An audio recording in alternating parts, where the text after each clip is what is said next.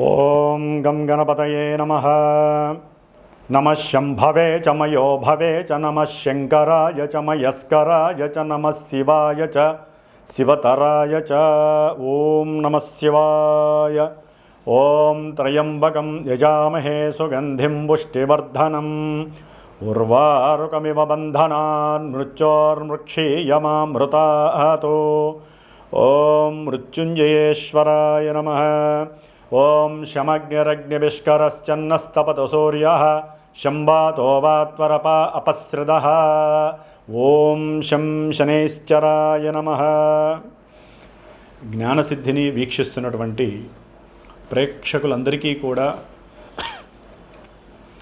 శని భగవంతుడి యొక్క అనుగ్రహముతో ఈ 135 రోజులు అనగా జూలై 27వ తేదీ నుండి డిసెంబర్ 11వ తేదీ వరకు కూడా ఈ 135 రోజులు మన యొక్క భూమి మీద శనైశ్చరుని యొక్క వక్రగతి సందర్భముగా ఆయన యొక్క పాపపు కిరణాలు అత్యంత వేగవంతంగా చాలా ప్రతికూలమైనటువంటి పరిస్థితుల్ని కలుగజేసేటటువంటి స్థితిగతుల్లో మనందరము కూడా కర్మలని అనుభవించడానికి సిద్ధంగా ఉండాలి. కాబట్టి ఆ ఈశ్వరుడు హనుమంతుల వారు శనైశ్చరుని యొక్క అనుగ్రహము పరిపూర్ణంగా కలగాలని ఆశీర్వదిస్తూ మరి మనకి మేషరాశి నుంచి ద్వాదశ రాశులైనటువంటి మీనరాశి వరకు కూడా ఏ రాశుల వారికి ఈ యొక్క శనిగ్రహ వక్రత్వ ప్రభావము ఏ విధంగా ఉంటుంది, మరి ఈ రాశుల్లోనే కొంతమందికి ఏలినాటి శని ప్రభావము, అష్టమ శని ప్రభావము, అర్ధాష్టమ శని ప్రభావము, ఈ విధంగా శని యొక్క ప్రభావాన్ని ఎంతోమంది ఎన్నో రోజులుగా మరి ఆయన యొక్క వేదనకి గురై, ముఖ్యంగా కొంతమంది వారి యొక్క జన్మజాతక రీత్యా ఈ శని మహర్దశ జరిగేవాళ్ళు, శని మహర్దశలో రాహువు, రాహు మహర్దశలో శని, అట్లాగే శని మహర్దశలో శుక్రుడు, శుక్ర మహర్దశలో శని, శనిలో కేతువు, కేతువులో శని, ఈ విధంగా పాపగ్రహాలు శని కుజ, శని రాహు, శని కేతు, శని రవి, ఈ గ్రహాల యొక్క దశలు అంతర్దశల్లోనూ, శుక్రుడి యొక్క అంతర్దశల్లోనూ దశల్లోనూ ఈ యొక్క శని యొక్క ప్రాబల్యము అత్యంత మరి ఘోరాతి ఘోరమైనటువంటి ఎన్నో భావాలని ఆయన యొక్క కండిషన్లోకి తీసుకొని నానా రకాలైనటువంటి ఆటంకాలు, ఇబ్బందులు, ప్రతిబంధకాలు, సమస్యలు, తట్టుకోలేనటువంటి మానసికమైనటువంటి విచార దోషాలను కలుగజేసేటటువంటి శని భగవానుడు మరి పాపగ్రహమై, ఒక గ్రహము ఎప్పుడైతే పాపగ్రహమై వక్రిస్తుందో అది ఇంకా పాపత్వాన్ని ఇస్తుందని మన యొక్క శాస్త్రము తెలియజేస్తోంది. అయితే ఇక్కడ ఒక చిన్న విషయాన్ని గ్రహించాలి. మనకి జన్మరాశి అనేటటువంటిది మానసిక ప్రభావాన్ని మాత్రమే కలిగి ఉంటుంది, కలుగజేస్తుంది. కానీ జన్మజాతకము అనేటటువంటిది మనం పుట్టినటువంటి ప్రదేశం ప్రకారం, మనం పుట్టిన సమయం ప్రకారం, తేదీ ప్రకారము ఒక లగ్నము ఆచ్ఛాదనై ఆ లగ్నం నుంచి ఈ శని భగవానుడు 1వ స్థానమా, 2, 3, 4, 5, 6, 7, 8, 9, 10, 11, 12 ఈ ఏ భావాలకి ఆయన ఆధిపత్యం కలిగి ఉన్నాడు, శుభగ్రహ భావాలకి అశుభగ్రహ భావాలకి ఆధిపత్యం పట్టి ఉన్నాడా, దీన్ని కూడా లెక్కలోకి వేసుకుంటూ మరి ఆ లగ్నం నుంచి ఈ శని యొక్క సిచ్యువేషన్స్ ఏమిటి, ఏ భావాల్ని ఆయన ఆధారపడి ఉన్నాడో గోచారంలో ఆ భావాలకి తగ్గట్టుగా మానసిక విచార దోషాలని కలుగజేస్తాడు ఈ శని భగవానుడు. మరి ఈ యొక్క కలియుగంలో శని బాధల నుంచి ముఖ్యంగా ఈ వక్రించిన పాపగ్రహమైనటువంటి పాపత్వాన్ని ప్రసాదించేటటువంటి మరి కలికి అత్యంత దగ్గరగా సహకరిస్తూ ఉండేటటువంటి ఈ యొక్క శని యొక్క బాధల నుంచి తప్పించుకోవడానికి ఒక చిన్న శ్లోకాన్ని చెప్తాను. కర్కోటకస్య నారస్య దమయంత్యా నలస్య చ ఋతుపర్ణస్య రాజర్షేః కీర్తనం కలినాశనం. అంటే మనకి అందరికీ తెలిసినటువంటి విషయం నలదమయంతుల యొక్క చరిత్ర. దీంట్లో నలుడు మహారాజు చక్రవర్తి అయి ఉండి కూడా ఎంతో ఘోరమైనటువంటి కష్ట నష్టాలను అనుభవించటంలో శని యొక్క పాత్ర, ఏలినాడి శని పాత్ర మనం చదువుకోవాల్సిందే. కాబట్టి నలదమయంతుల యొక్క చరిత్ర చదివినా కూడా ఈ యొక్క సిచ్యువేషన్లో వారికి ఉన్నటువంటి శని దోషాలు తొలగిపోవటానికి అవకాశాలు ఎక్కువగా ఉంటాయి. కాబట్టి మరి ముఖ్యంగా ఈ యొక్క శని మహర్దశల్లో ఈ యొక్క శని దాదాపుగా మనకి ఈ జూలై 27వ తేదీ నుండి డిసెంబర్ 11 వరకు కూడా రేవతి నక్షత్రంలో 3వ పాదంలో వక్రించినటువంటి శని దాదాపుగా అక్టోబర్ 8వ తేదీ వరకు కూడా అదే నక్షత్రంలో వక్రించి వెనక్కి వస్తూ ఉంటాడు. అట్లాగే ఈయన డిసెంబర్ 11 వరకు కూడా సొంత నక్షత్రంలో వక్రించడం ఇంకా ఘోరమైనటువంటి ప్రభావాలని మనకి ప్రసాదిస్తూ ఉంటాడు కొన్ని రాసుల వారికి. ఆ రాసులు ఏంటో మనం తెలుసుకుందాం.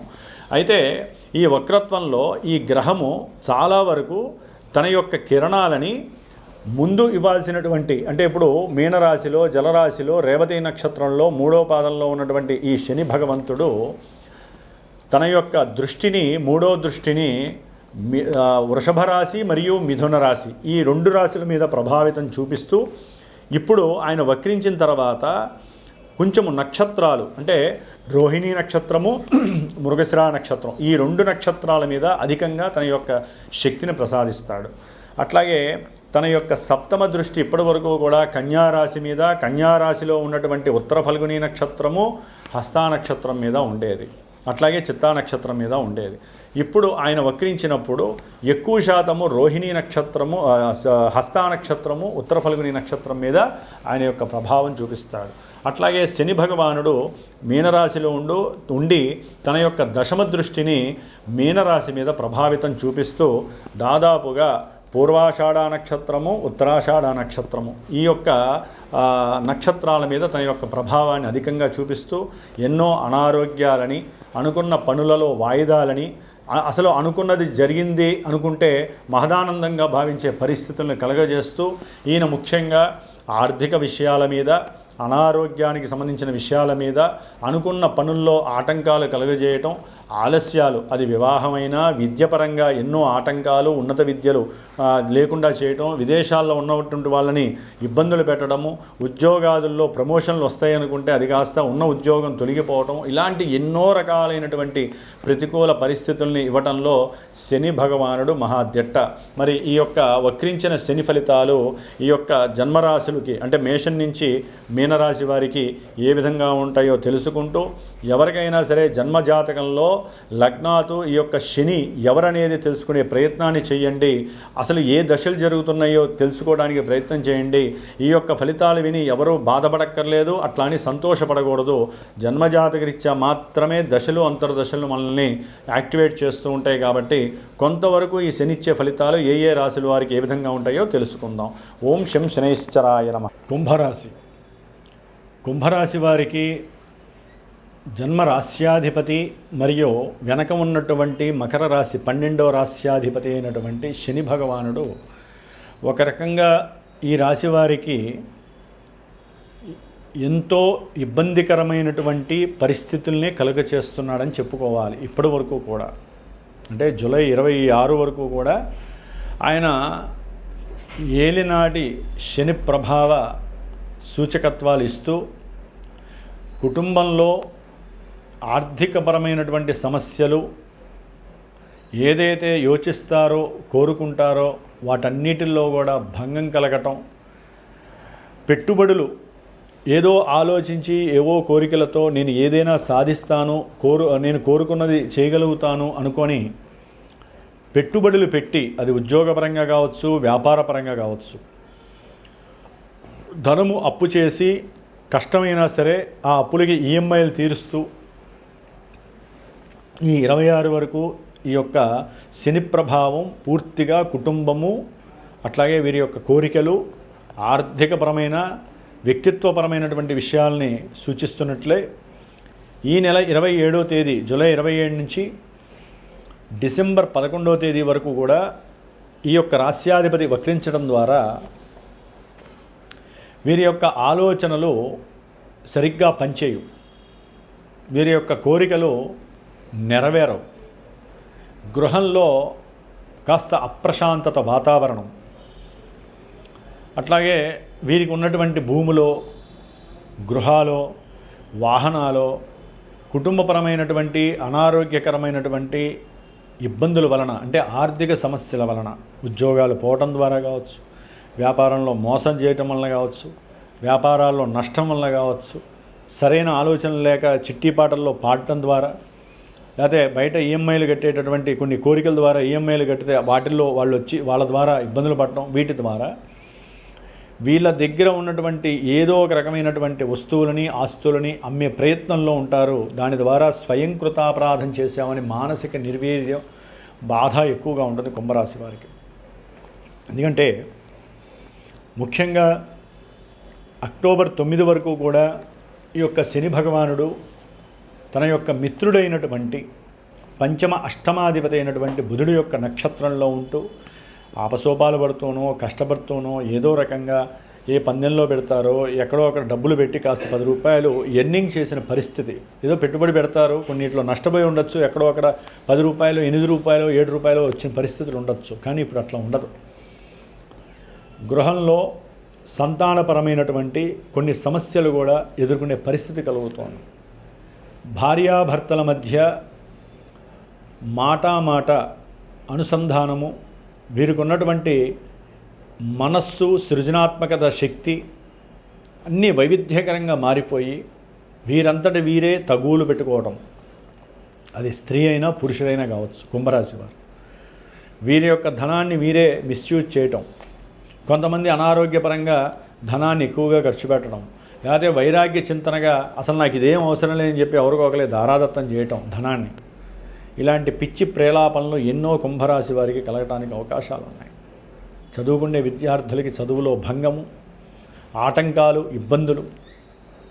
అట్లాగే కుంభరాశి వారికి ఇప్పటివరకు ఆకస్మికంగా ధన నష్టమైతే ఇప్పుడు భార్యాభర్తల మధ్య, వ్యాపార భాగస్వాముల మధ్య, తండ్రి కొడుకుల మధ్య కావచ్చు, తండ్రి కూతుర్ల మధ్య కావచ్చు, కొన్ని విభేదాలు కలిగే అవకాశాలు కలుగుతాయి.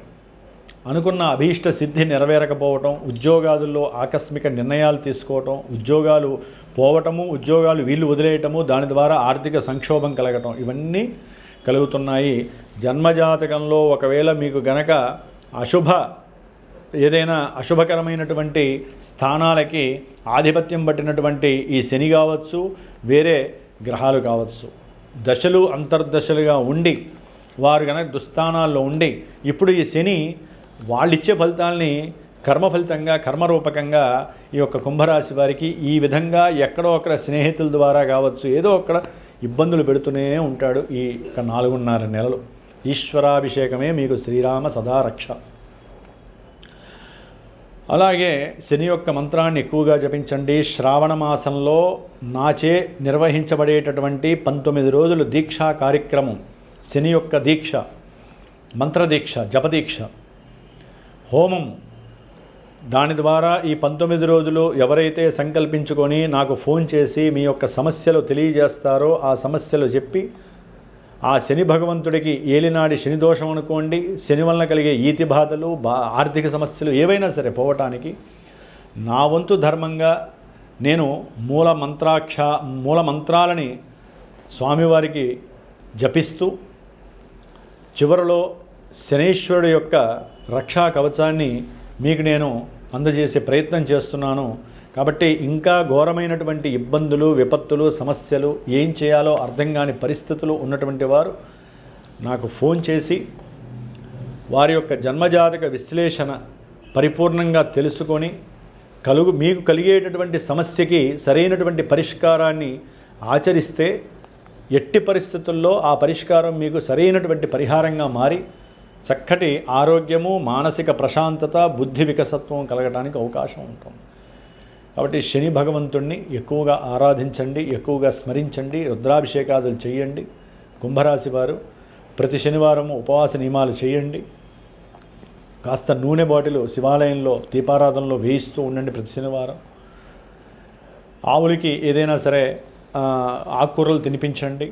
లేని వాళ్ళకి ఏదో ఒక సహాయం చేయండి. మీకు తప్పకుండా శని వక్రించిన ఫలితాలు ఎక్కువగా టచ్ కాకుండా మీ అంతటా మీరే నియంత్రించుకునే శక్తి పెరుగుతుంది. ఓం శం శనైశ్చరాయ నమః. ఓం శం శనైశ్చరాయ నమః. ఎవరికైతే గనక శని మహర్దశలు కానీ అంతర్దశలు జరిగినా పుష్యమీ నక్షత్రము, అనురాధ నక్షత్రము, ఉత్తరాభాద్ర నక్షత్రము, ఈ నక్షత్ర జాతకులు కానివ్వండి, అట్లాగే కుంభరాశి, మీనరాశి, మేషరాశి, వృషభ రాశి, అట్లాగే మనకి ముఖ్యంగా కన్యారాశి, ధనుస్సు రాశి, ఈ రాశుల వారు, ఈ అంతర్దశలు దశలు జరిగేవారు తప్పకుండా శ్రావణ మాసంలో మనకి బహుళ శుద్ధ విధియ నుండి దాదాపు 19 రోజులు పంచమి వరకు కూడా నా యొక్క శ్రీమాతా జ్యోతిషాలయ పీఠంలో ఈ యొక్క శనిగ్రహ పీడలు బాధలు తొలగించటానికి ఒక దీక్షా కార్యక్రమం 19 రోజులు నిత్యము 1000 సార్లు శనికి సంబంధించినటువంటి మూలమంత్ర బీజాక్షరాలని అట్లాగే మూలమంత్ర వేదమంత్రాన్ని కూడా జపిస్తూ నిత్యము 19 రోజులు రుద్రుడికి శనిగ్రహ పాశుపత రుద్రాభిషేకాన్ని ఆచరిస్తూ